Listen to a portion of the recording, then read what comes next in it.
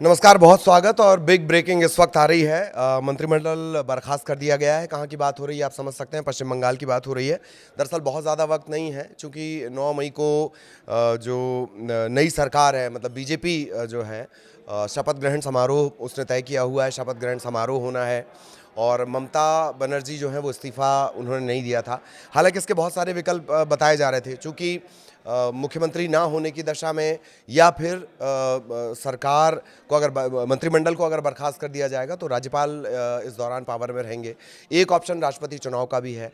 तरह तरह के संवैधानिक ऑप्शन हैं, उस पर बहुत डिटेल में जाने की ज़रूरत अभी नहीं है। लेकिन इस वक्त की बड़ी खबर यह है कि मंत्रिमंडल बर्खास्त कर दिया गया है और चूंकि ममता बनर्जी इस्तीफ़ा नहीं दे रही थी और यही वजह है कि मंत्रिमंडल की बर्खास्तगी हुई है। और अब जो नई सरकार है, नई सरकार के गठन का, मुख्यमंत्री के शपथ ग्रहण का एक तरह से रास्ता साफ है।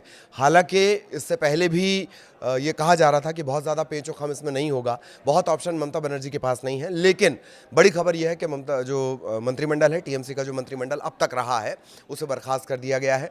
संभवतः 9-10 तारीख से पहले यहाँ का भी जैसे आमतौर पर 10 मई तक कार्यकाल है, जैसे तमिलनाडु का जो कार्यकाल है तमिलनाडु विधानसभा का, वो 10 मई तक है। 10 मई तक वहाँ पर सरकार बननी ज़रूरी है।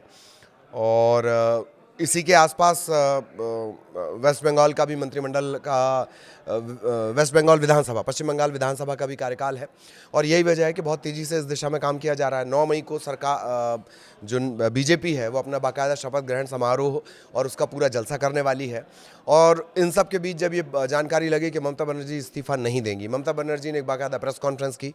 उन्होंने कहा कि वो हारी नहीं है, उन्हें हराया गया। तमाम तरह के आरोप उन्होंने चुनाव आयोग पर लगाए। तो कुल जमा सबसे बड़ा अपडेट यही है। पश्चिम बंगाल की राजनीति में पूरे देश की निगाहें टिकी हुई हैं, हिंसा के दौर चल रहे हैं।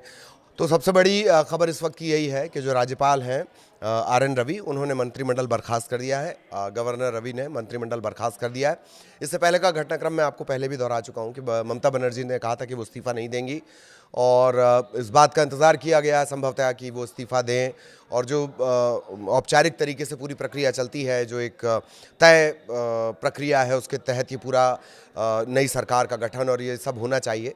लेकिन चूंकि वो नहीं हुआ तो अब राज्यपाल ने अपनी जो संवैधानिक अधिकार हैं उनका इस्तेमाल करते हुए ममता बनर्जी कैबिनेट को बर्खास्त कर दिया है। यानी नई सरकार के शपथ ग्रहण समारोह, नई सरकार की जो भी प्रोसीजर होती है, मुख्यमंत्री का शपथ ग्रहण होता है, कभी कभार मंत्रियों का भी हो जाता है, उसकी अब प्रक्रिया, उसकी जो प्रोसेस है वो पूरी तरह साफ है। अब उसमें कहीं कोई बाधा नहीं है। इस वक्त की सबसे बड़ी खबर यही कि राज्यपाल ने अपने संवैधानिक अधिकारों का इस्तेमाल करते हुए ममता बनर्जी का जो कैबिनेट है उसे बर्खास्त कर दिया है।